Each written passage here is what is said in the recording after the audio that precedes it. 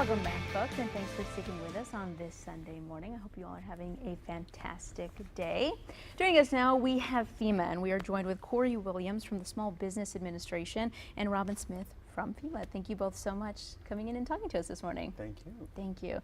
Now, you both have been here in the Valley for some weeks now following the, the floods of June that happened. So tell us a little bit about where we are in the process of kind of recovery and how you both have kind of stepped in. From FEMA's perspective at the moment, many of the community members are probably to the point of receiving letters from FEMA. Many of them have had their inspections, or they're in the middle of having their inspections, and will receive that communication from FEMA. Sometimes it will say we've put this many dollars in your bank account. Other times it's going to be a situation where we need some additional information in order to go further. So at this point, I would encourage everybody to go visit one of the 4 disaster recovery centers to respond to the FEMA correspondence.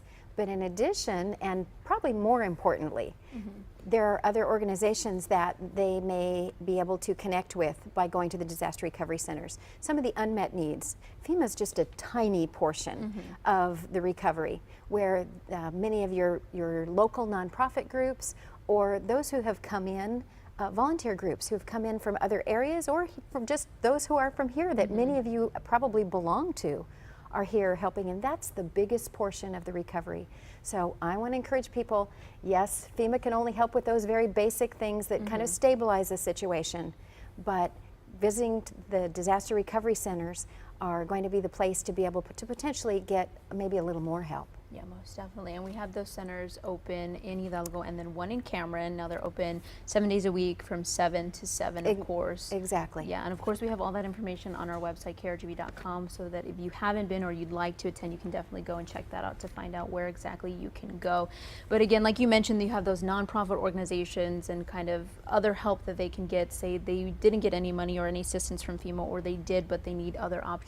It's always best to just go and kind of talk to everyone that is there. Exactly, and it's not just nonprofits, it's also, I would say the vast majority of them are volunteers. So this is also a good opportunity to find a place to volunteer and contribute to the community, because it's really, as Texas is so fond of saying, you know, we help ourselves, we pull up our own bootstraps, and this is a perfect situation where it's an opportunity for you to contribute to your neighbors and to the community itself. Most definitely. And have you found that doing this and kind of coming on, to Inside the Valley and just making all this information clear, has it really helped people when they do come to those centers? It absolutely seems to have, and I thank you very much for that. Your station has been very, very supportive in helping us to get the word out for how to register, what to expect, the expectations of once you've received FEMA funds that after that you would be expected to maintain flood insurance. So that's another thing. Before I let Corey give you all the really good information he's got, is I want to encourage people, reach out to your insurance agent or more than one insurance agent. Or call the 800 number, the same one that the FEMA registration number is also a place where you can get a hold of someone to talk to you about flood insurance. And considering the amount that the average FEMA grant right now is between $5,000 and $6,000, which is a very small piece of what many of these homes are going to need. So between the Small Business Administration being able to help, and then some of the other organizations who may be able to participate, that's really the way that I would encourage people to go. And then, in addition though, take a look at reaching out and getting flood insurance, because of course it's a lot better to get a little bit of flood insurance than it is the tiny amount that perhaps FEMA may be able to assist with. Most definitely. It's important to kind of prepare for absolute worst in kind of these situations. Yeah. Most definitely. Now, Corey, tell us a little bit about how, I know you're going to be at the centers as well. Well, maybe not specifically you, but your administration will be there. Yes, so we actually partner with FEMA in regard to disaster assistance. A lot of people really don't realize the role that SBA plays in disaster assistance, because they think Small Business Administration, all we do is help out businesses. However, in times of disaster, we're able to help out businesses, homeowners, renters, and nonprofits. So for our businesses, we're actually able to loan up to $2 million for repair, replacement of disaster damaged real estate, machinery, equipment, inventory. But the most important aspect of our program for business owners is working capital for those Hidalgo County and Cameron County residents who sustain losses. Some losses, immediately, like let's say we have a you know, a Westlaco business owner who may have lost, you know, $4,000 or $5,000 a day during that immediate period after the flooding. Well, that's $16,000, let's just say $4,000 a day over 4 days. You know, it's going to take maybe months for that business owner to recoup that $16,000 loss. So SBA provides that working capital to sustain that business owner throughout that recovery period. Also, one of the biggest components of our program is the loans that we do to homeowners and renters. Homeowners are actually able to borrow up to $200,000 for real estate and up to $40,000 for personal property, which would include any vehicles that were damaged as a result of the floods. Also, renters are able to borrow up to $40,000 to repair, replace any disaster damaged personal property, which would also include any vehicles that were lost.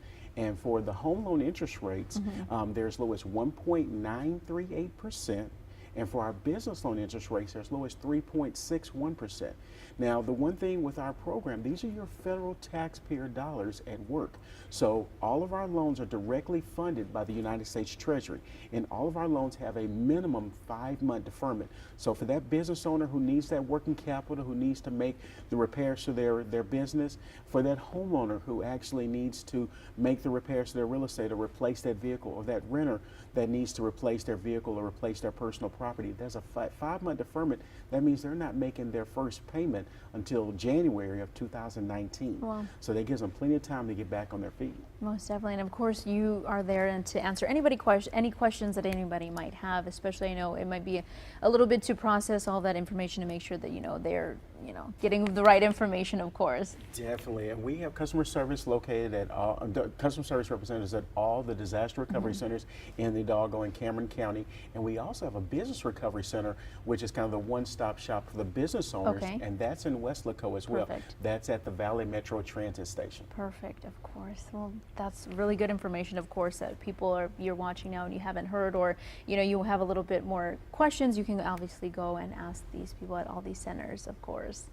One more thing I wanted to volunteer that has to do with both the SBA and FEMA realistically is the fact that many times you may have an estimate or you have an idea of what your damages may have been, but when you actually get in and start tearing things apart, you find more. And that's one of the things I think is really cool about the SBA loan is you may get it and then not need it, or don't think you need it now and find out later you wish you had applied. So if you go ahead and apply, until you're actually, correct me if I'm wrong, but until you actually take money, you're not getting, I mean, you can have accepted the loan but didn't take any money out, so there's no interest charged. That's correct. And then if you don't need it, it just goes away. Yeah, that's your safety net. So yes. it is. Just in case. So yeah, that just in case, of course, you know, just to go and get the information, go and apply just in case, like you mentioned. You know, it's better to have tried, you know, and get all that and then not need it versus, you know, need it and it not be there. Exactly. And then if you don't have time to visit the disaster recovery centers, you can apply online, www.sba.gov/disaster, or you can call our 1-800 number, which is 1-800-659-2955. Of course, and then of course you can head over to those centers, which we have one in McAllen, Mission, in Westlaco and Hidalgo, and then in La Feria over in Cameron County. Of course, we have all that information on our website, krgv.com. That way you can get all that information, numbers, and times of when they will be open. Thank you both so much for coming in, and of course, I know you're coming both from out of town and you're staying here to kind of help out with this, which we both appreciate greatly to the community. But thank you again so much for coming in. Thank you. Thank you so much. Thank you. All right, folks, well, when we come back, we are talking about the Jaime Zapata fishing tournament. We have all those details you don't want to miss.